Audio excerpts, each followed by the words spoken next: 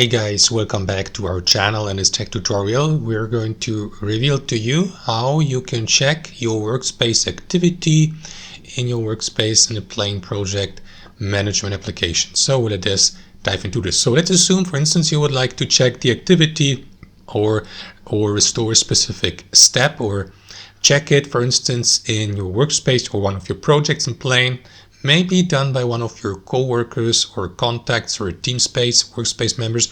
This is how you can do it. All you need to do, guys, is navigate to your profile icon in the bottom left, select settings, and inside your account settings, make sure that you navigate to account in the top left, and here choose the activity tab to the left, and here you will see all changes and basically all actions that have been done within your workspace. As you can see, for example, with the current date to the, or with the specific date to the right, the given workspace, the work item, the action, and also the user who did the given action, so that you may, for example, navigate to the given work item. So I can do that really quickly, and it will open up in a new tab, as you can see, so that you can now check what has been done within the given work item. And here, as you can see, each work item features its own action activity or activity history here, so that you may, for instance, go through it